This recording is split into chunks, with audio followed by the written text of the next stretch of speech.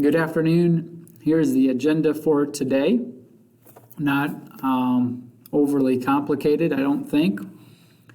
We reviewed for our test either using this online game gym kit or going over our study guide. I always recommend the study guide because I think that's most helpful, but you may do whatever you wish to help you prepare.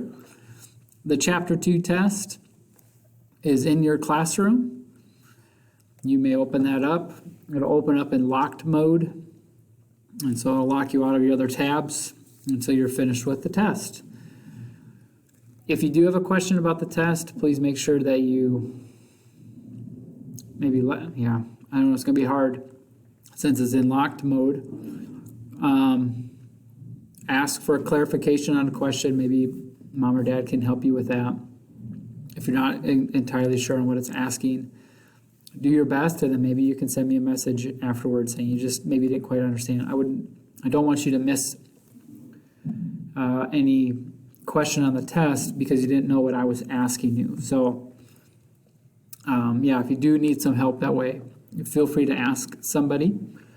I did remind students about our, when we answer a short answer with it, what does that look like?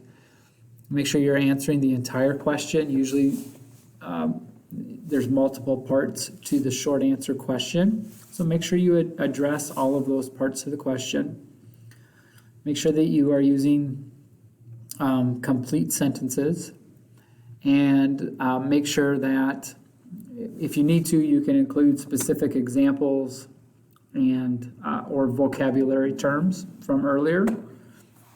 I think that's always helpful to demonstrate that you understand what that question is asking or how to answer it using the content that we learned about. So do your best. If you do have questions, we have to finish it and then send me a message saying you weren't quite sure how to answer this part. But if you do your best the first time around and then let me know, do my best to work with you to make sure that you finish that test the best way possible. So I hope your day is going well, and we'll talk to you later.